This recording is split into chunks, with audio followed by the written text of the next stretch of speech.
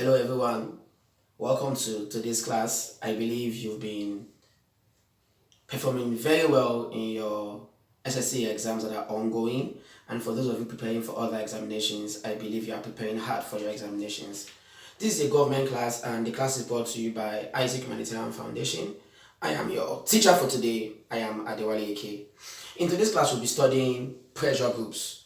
Now, remember I told you in our previous class that there are three different topics that have a synergy: pressure groups, public opinion, and the mass media. And if you remember, I told you that pressure groups use the mass media because the essence of a pressure group is to gather the views of people in their favor.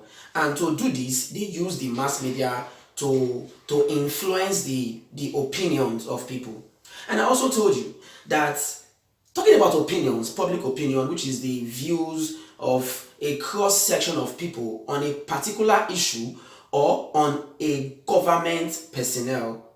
Now, I told you that one thing that forms public opinion, one major factor that determines how public opinion is formed, or one thing that influences people's opinion greatly, is the mass media. So, pressure group and public opinion as two distinct topics have something that links them, which is the mass media. That is why I talked about the mass media in our previous class, so that when we're talking about the pressure groups and public opinion, and we refer to the mass media as an integral part of these topics, you will properly understand the role that the mass media plays and what we mean when we say the mass media. That being said, in today's class, we'll be studying pressure groups, and in the next class, we will study public opinion. So today's class, pressure groups.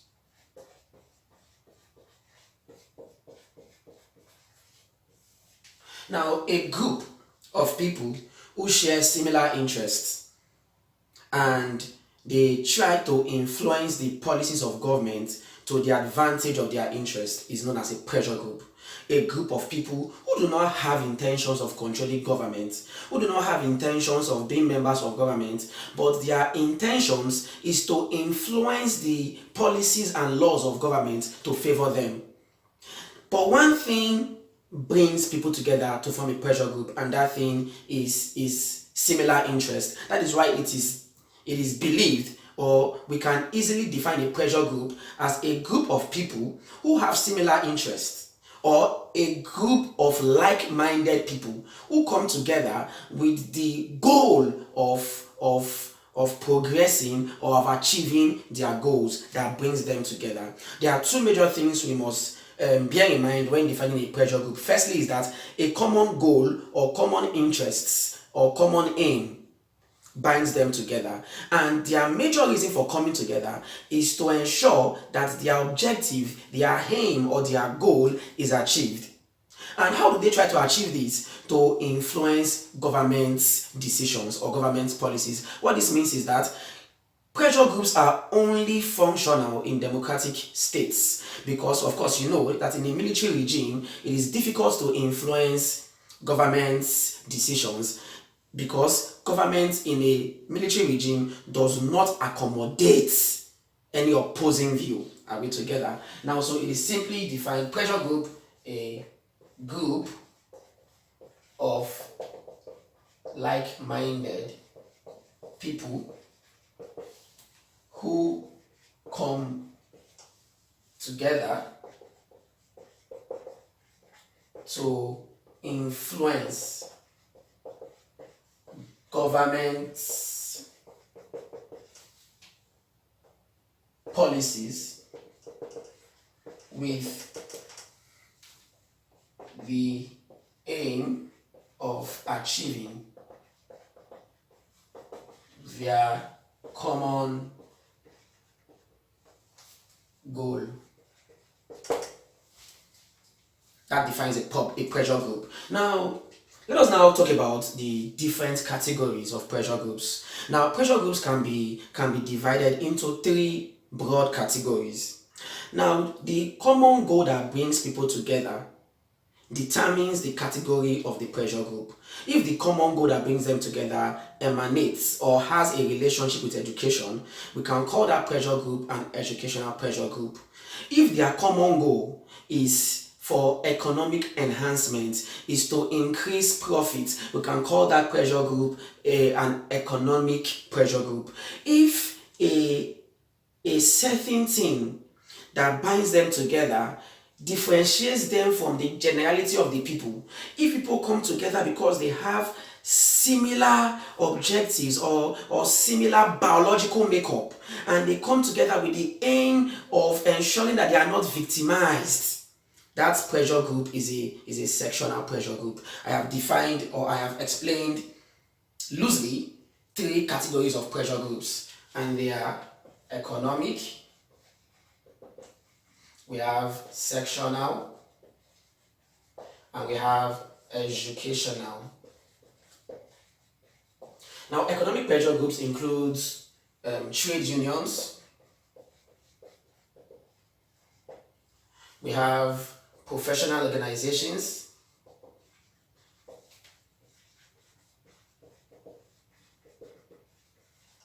and we have business associations.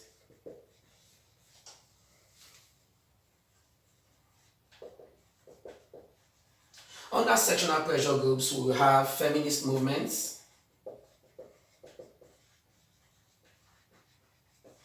we have religious bodies,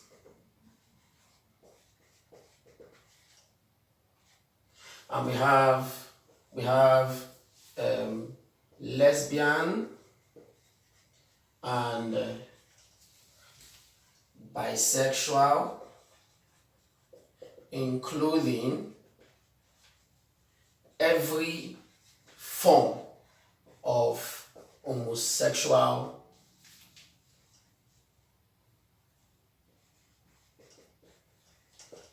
organization. Are we together? Now, an economic pressure group is a pressure group that includes a trade union, a professional organization, and a business association. Now, the largest trade union in Nigeria is the Nigerian Labour Congress.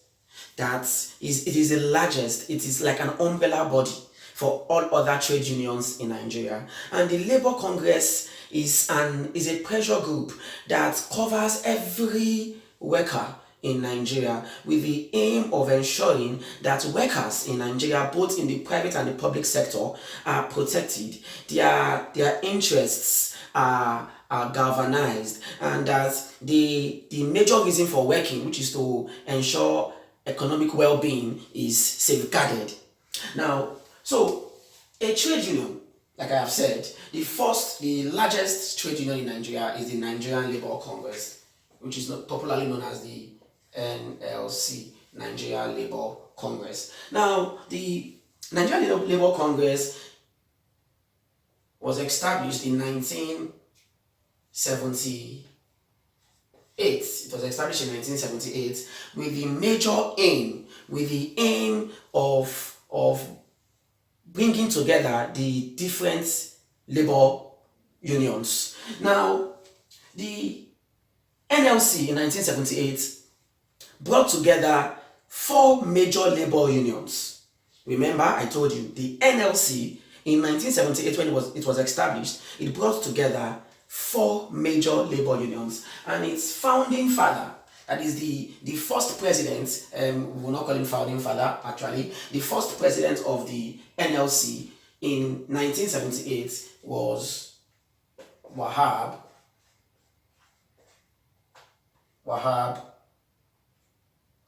Goodluck. Now, Wahab Goodluck, like I have said, was the first president of the NLC. The NLC is the Nigerian Labour Congress, and of course, we know the times of Adams Oshomole, when the NLC was extremely vociferous, when the NLC was extremely powerful. Yeah, we cannot take that out of Adams Oshomole. Comrade Adams Oshomole, his reign as president of the NLC saw great strides by the NLC. Now, We also have the Trade Union Congress. Trade Union Congress as another pressure group that is under economic pressure group. Business associations are pressure groups, and they are very strong because they have enough money to influence government decisions. Now, business pressure groups can include multinational companies like General Motors. Now, the gross domestic, the earnings of General Motors in a year. General Motors is a company in the USA, and their earnings in a year sometimes outweighs the gross domestic product of West Africa, not Nigeria, West Africa. The money that General Motors make in a year most times is more than what the entire West African countries make together in a year. So this General Motors now is a very strong pressure group because they have enough resources to influence government positions. They are as powerful as states. They are called non-state actors.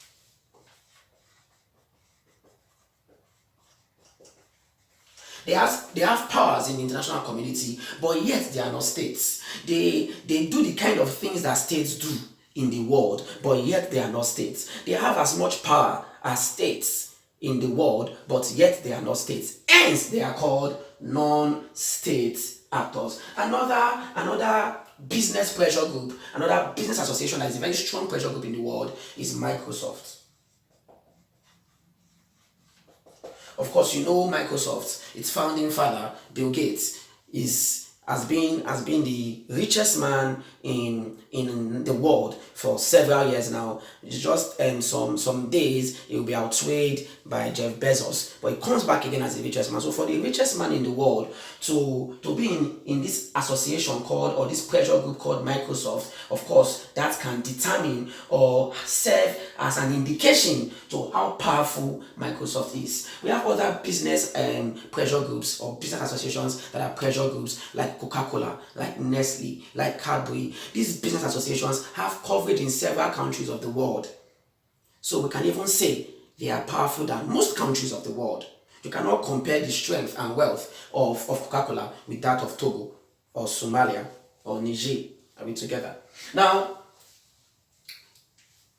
under sectional pressure groups, we have feminist movements. You know who is a feminist? A feminist is an individual, either man or woman, that fights for gender equality, that fights against the marginalization or oppression of the women. It is not only women that fights against the oppression of women. Some men are also sympathetic towards the plight of women, and if a man is sympathetic towards the plight of a woman, that man can indeed be called a feminist. There are several associations, there are several feminist associations, and these feminist associations fighting for gender equality, trying to influence government decisions or government policies to create an egalitarian society, a society where equality between men and women is the goal. Are we together? Any association of this kind, like Amazon Feminist, like Economic Feminist, like Social Feminists, all these associations that are trying to ensure that women are not relegated to the background in the society, these associations are pressure groups indeed, and they fall under the category called what? The sectional pressure group.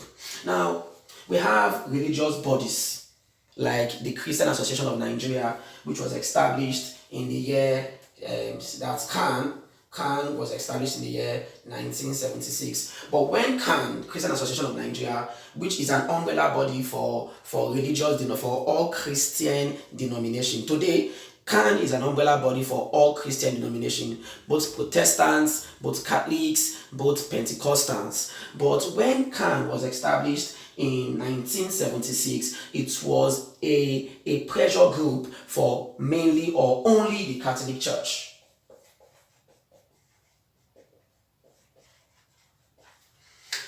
Now, from the year 2000, CAN began to accommodate both Pentecostals. When CAN was established in 1976, it was an association for majorly Catholics. But however, that is Catholics, Reverend Fathers, Catholic churches. But later on, it began to accommodate Protestants, and then eventually in the year 2000, it accommodated Pentecostals like the Redeemed, Mountain of Fire. Of course, although Christ Embassy is a very large church in Nigeria that is not a member of CAN. That is another discussion for another day. Now, we also have another religious pressure group in Nigeria called Ansarudeen.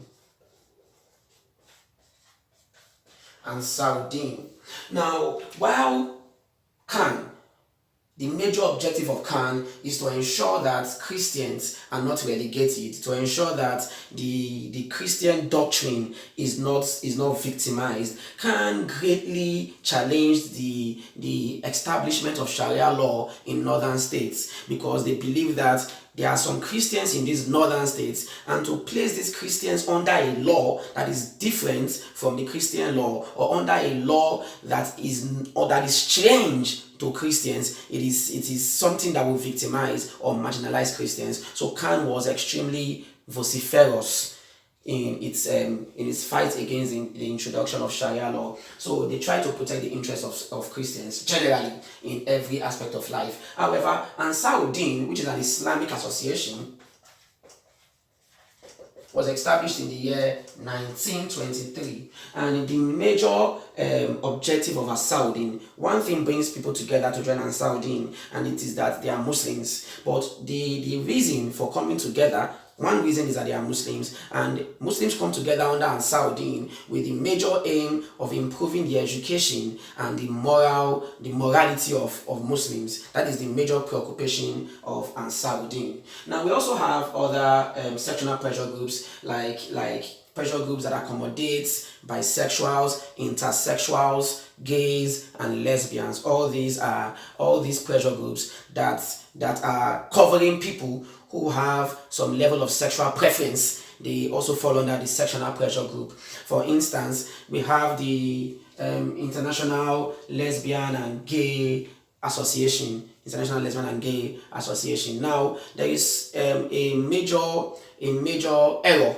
in what we see as gay. Now, we use the word gay wrongly most times. Now, a gay is not a man that has sexual relationship with his fellow man.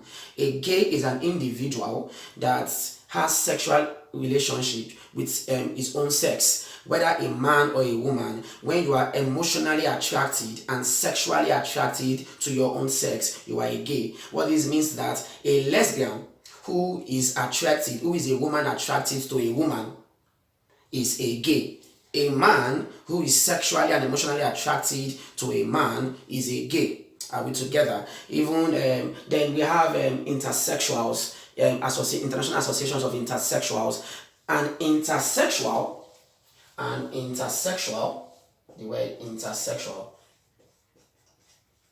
An intersexual is a person that has both the characteristics of a man and a woman, both the genital organs of a man and a woman. When a person has both the organs of a man and a woman, that person can be called an intersexual. And there's an international organization, an international pressure group that accommodates lesbians, gays, bisexuals, and intersexuals. Now, bisexuals are individuals that are attracted to both sexes. When a man is attracted to both a man and a woman, that man is a bisexual. When a woman is sexually attracted to both a man and a woman, that woman is indeed a bisexual. Are we together? Now, the last of these pressure groups, the last of this category of pressure groups is the educational pressure group.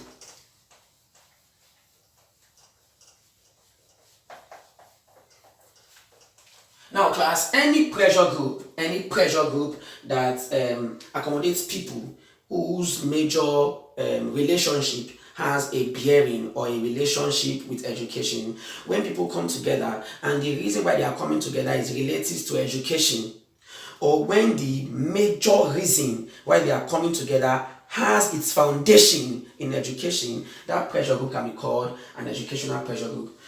For instance, the Teachers Union Congress, sorry, the Nigerian Union of Teachers, the Nigerian Union of Teachers, NUT, was established in 1931. The NUT was established in 1931, and it brought together different teachers under one umbrella body to speak with one voice. United we stand and divided we fall. Now, another strong educational pressure group is the Academic Staff Union of Universities, ASU. This one has only the lecturers, the academics in Nigerian universities as members. It was an affiliate body of the Nigerian Labour Congress. Hence, it was established in the same year the Nigerian Labour Congress was established, in the year 1978.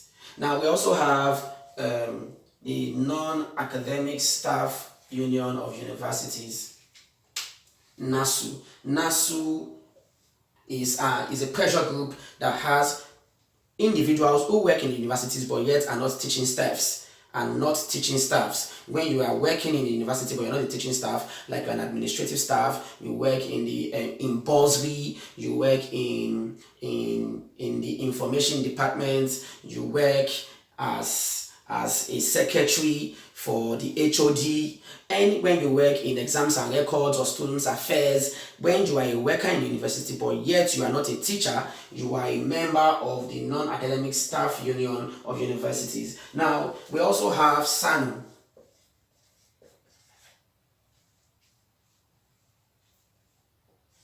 Senior Staff Association of Nigerian Universities. Senior Staff Association of Nigerian Universities. Now, if you are a senior staff in a Nigerian university, mostly teaching staff, you are a member of SANU. This is a pressure group that influences governments to adhere or to improve its plight.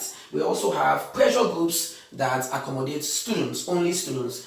Every University of Nigeria has an SUG, Students Union Government. This organization, this pressure group, influences governments most times to reduce their tuition fee, to create an enabling environment for learning, to create an enabling environment for living in the hostels. All these are covered by the Student Union Government, which is the strongest within the school, which is the strongest association and strongest pressure group within the school. We also have a general association of Nigerian students, a general pressure group of Nigerian students.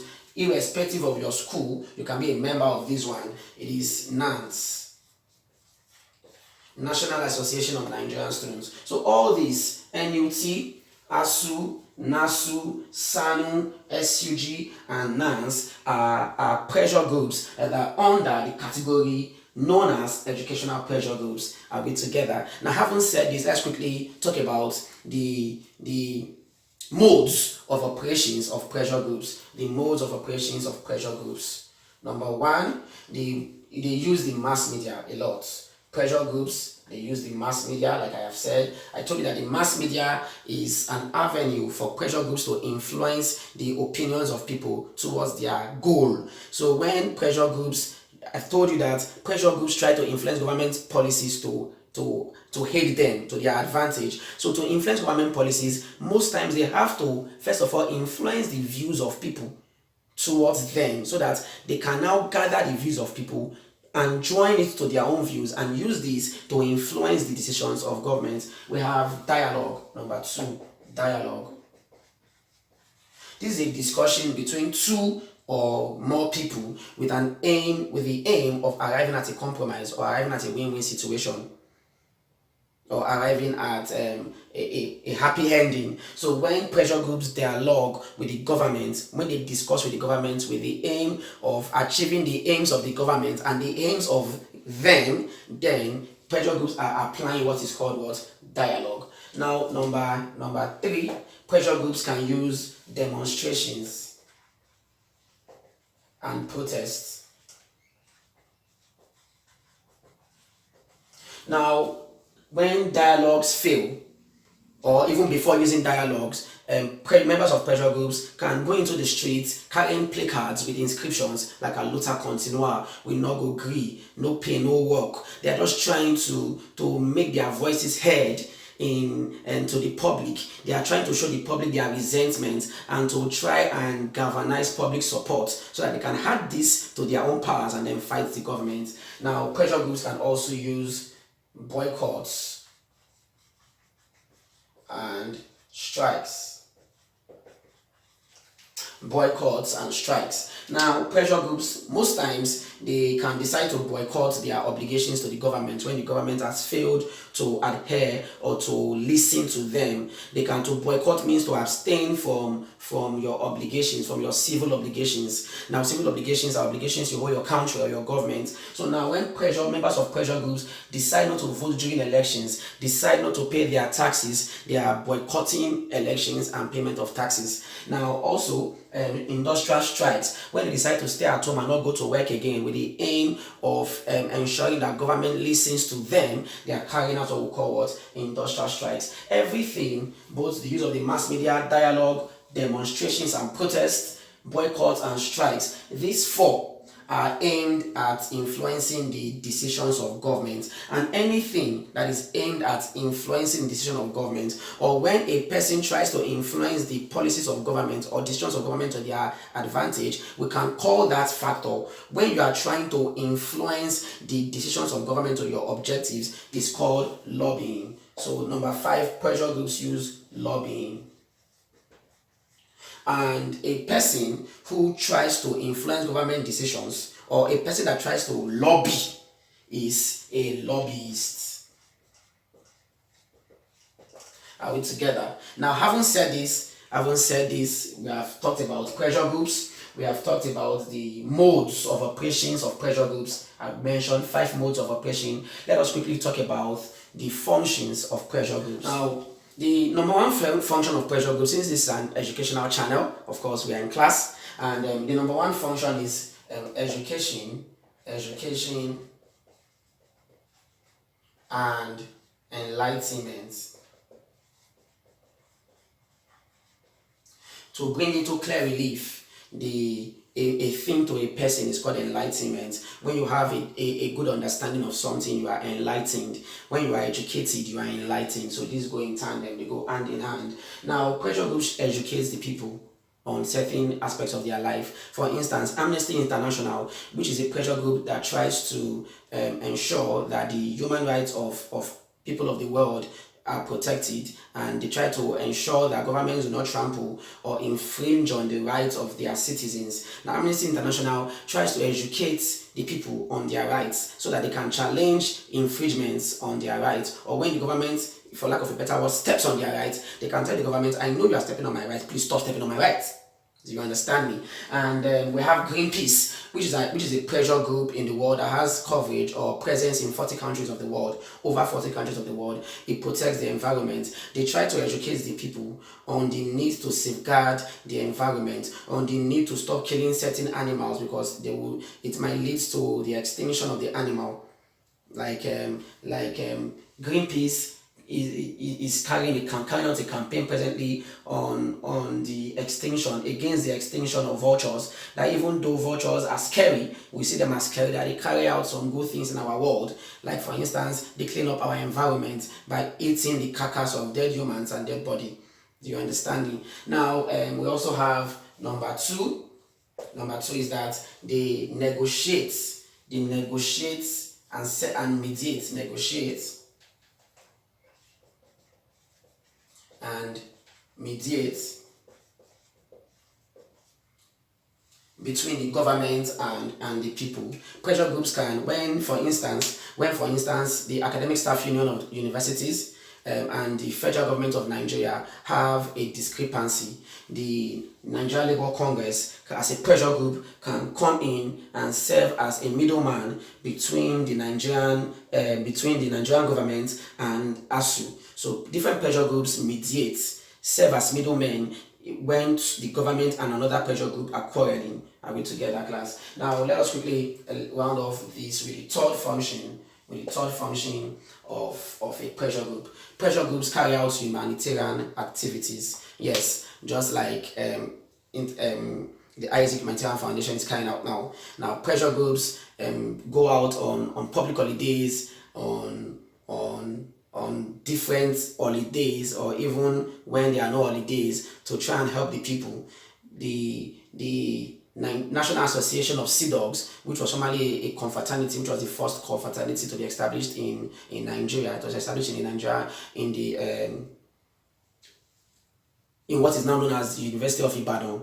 Yeah, and that was where the Pirates Confraternity, which is now known as the National Association of Sea Dogs. It is a pressure group, and it carries out humanitarian activities, bringing food to the people, carrying out, giving free medical health care, and the rest. So the three major functions of pressure groups is that they educate and enlighten, they negotiate and mediate for other pressure groups as against when they are opposing government, and then they carry out humanitarian activities.